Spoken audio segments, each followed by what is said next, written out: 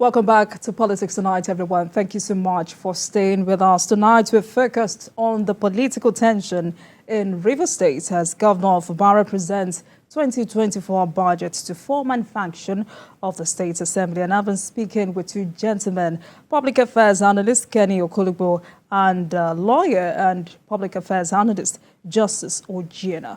Mr. Justice, let's continue with this conversation before I get back to Mr. Kenny. Tell us, apart from the process being expensive, why has it been very hard to recall any legislator in Nigeria? The numbers, because you actually need, I think you need about 5% of the total number of electorates in order for them to contribute their signatures, in order for the process to even be kick-started. And if you can't even get that ball rolling, then it is a no-brainer that the process will definitely suffer a fatal blow. And of course, we saw that was what happened. About the most viable one that has been attempted in this country was with Dino Melaya, as Mr. Okolugbo earlier talked about. And we saw that it failed woefully and abysmally, despite the fact that it was just one senator that was involved. And the governor was centrally and frontally against him. The governor used all political powers to try to be able to summon the numbers, but the numbers never came to be sufficient to be able to carry out that rare constitutional act. But now talk of a place where there is absolute turmoil, as Rivers State, where you want to effect that kind of process on 27 persons simultaneously, or even if you cut the numbers down significantly, I am very sure that because there is opposition to it, it will never ever see the light of day. Gentlemen, let's now talk about effective representation. For this latest development, who will represent interest of constituents if only 4 lawmakers deliberate on the budgets presented by the governor? And that's why I've always also maintained that it is so absurd. The mathematics is, there is nowhere on the face of the earth where the mathematics will be tendered and where it will be accepted. 4 can never, ever represent the interest of what happens to the other persons who voted for the 27 other persons to represent them. So 4 can never, it doesn't even scratch it, can never ever make law. And I'm smart as possible. I'm trying to hold myself back from prejudicing the courts, but it will be very difficult for any court to be able to tell us that 4 persons actually represented the interests of the whole legislature for Rivers State. Mr. Okolugbo, let me have your take on this. Who will represent interest of constituents if only 4 lawmakers deliberate on the budget presented by the governor? That's why I said we're making ourselves a laughing stock in the Committee of Nations. There is no way 4 can be greater than 32. Don't forget that one other member died and has not even been replaced. And they just had a valedictory session in his honor.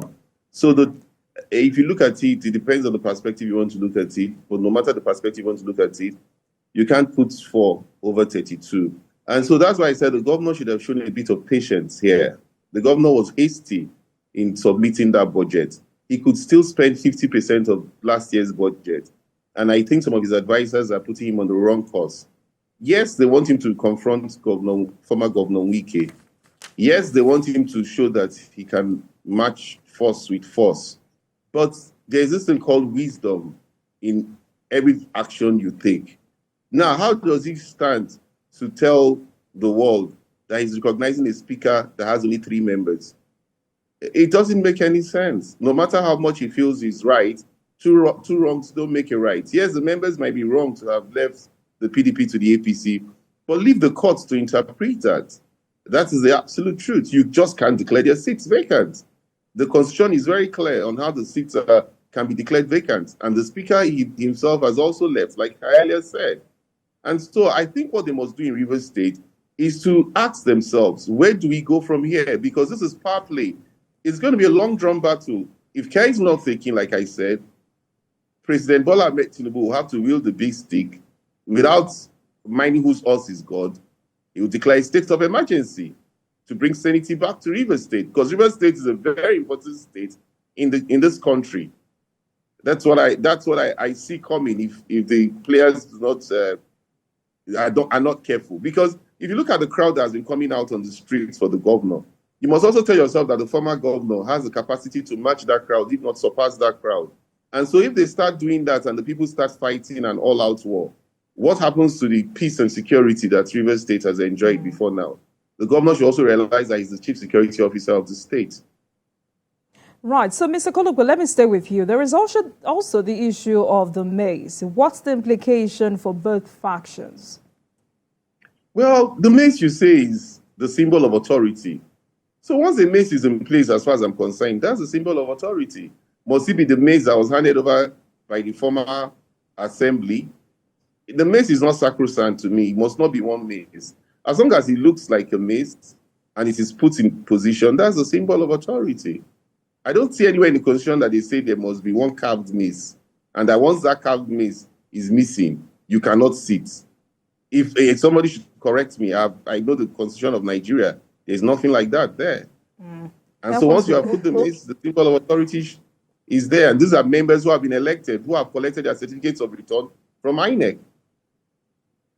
Go on, Mr. Okay. I will also add my voice to what he said. Mr. Okolugbo said that the mace is not, there's nowhere in the Constitution that where it is mentioned that it has to be there. We must remember that rules of procedure, they are made by the legislators upon taking office, and they decide that, okay, this is what they want to follow. So maybe pursuant to the provisions of the Constitution, they made the rules that now, by which they now follow the use of a mace. But if it's not in their rules of procedure, then it's not something that is as crucial. But constitutionally, it's not something that is provided for. All right, so some days ago, before the whole issue escalated to what we have today, some stakeholders have called for the takeover of Rivers Assembly by the National Assembly. Are you in support of this? For me, I think it's premature. I think that we should do everything we can to preserve the democracy, both at the federal level and at the state level. I think it is highly premature, and as much as possible, we should tone down on anything that tends to escalate to that position. The only time I think a state of emergency has been used in the most recent time, maybe 15 years ago, was in Plateau State. And even the courts, I think at the time, actually chastised and said that it was premature at the time. So I feel that everything that has to be done should be done to the point where we don't even have it as a topic. It should play the back of the back burner. It shouldn't be something that we should have simply on our lips as a consideration. Everything that we have to do to settle the warring factions, we should settle the warring factions, because the National Assembly has too much already on its hands that it has not legislated enough on. We need laws. I, for one, have also been calling that we need the amendment to our Constitution. So the National Assembly has too much work on its hand. It's not close enough to the people of Rivers State to be able to make laws for the people of Rivers State. He has too much on his hands. He cannot particularly know the tailor issues of Rivers State. It will only consider it a part-time job or a part-time issue. Rivers State deserves a full-time functioning and working legislature. So anything that can be done to return Rivers State to that track should be done with all exigency and alacrity. Right, but how difficult do you think it will be to bring both parties, specifically now Governor Fubara and former Governor Wike, to the discussion table as dialogue remains sacrosanct? I don't think it's that difficult. Our elders are not bereft of wisdom. There are still elders in Rivers State. There are still elders, wise elders in Rivers State and in the South. The president is still there. So there are still channels that can be explored in order to settle the warring factions. Don't forget that this issue is already having some ethnic slur. I understand, and that's why I'm saying that we have to tone down on it. And we have to ensure that persons who are going to be profiting from playing the ethnic cards as much as possible, they are called to order as fast as possible so that peace and calm can be brought into this issue. I will keep repeating it. There are still wise people who can settle these people. I don't know what the issues are. Maybe those people who are wise, they will be able to handle the issues and calm them down, because it's in the interest of River State people that things should be calmed down as fast as possible. I don't think it is impossible. Mr. Okolugbo, just like I asked them, how difficult do you think it will be to bring both parties to the discussion table? I don't think it will be impossible for them to come to the discussion table. If they had the respect for the president, he has called both parties, and some of us were a bit privy to what the discussions were. And if they had kept to the advice by the president, things would not have escalated. The problem here are those who come with gossip. I've always told leaders, that person that comes to you and acts like he's loyal and hears all the stories, ask him what he has also said about you. Because the ones that show stupid loyalty, that doesn't challenge the leader and speak truth to power, are the ones that often betray when they have power. The ones that look at you eyeball to eyeball and tell you the truth as followers, you tend to be apprehensive and say, no, this one will not be loyal if he has power. But that's not the truth. Our leader, Papa Clark, who is the leader of the South-South, has also given a warning to at least maybe Governor Wike. But at this point in time, I'm sure Papa Clark would also be very worried because he's the leader of the South-South. He would have to call on the president to call the two of them together so that we can find lasting solutions. And it won't be a case of power play. I think if Fubara has worked with Governor Wike, former Governor Wike, for such a long time, he shouldn't allow those who seem to want to use him to get back to Governor Wike to rock the boat. He can still show humility, no matter the powers that he has. Because that same overbearing influence, like I said, that same anger, that same whatever it was, you have experienced this all this while. Why are you making it sound like it's something you can't bear with anymore? Or that the world must end? Because it's Wike for you. Everybody knows who Wike is. And Wike himself would also have to ask himself some certain questions. Do I want to leave my state in turmoil because I want to deal with Fubara? Is that what I really want? Do I want this to continue to happen because I'm angry because I think he has shown ingratitude? That is not the right way to go. So they must submit themselves to the president because they both work for the president.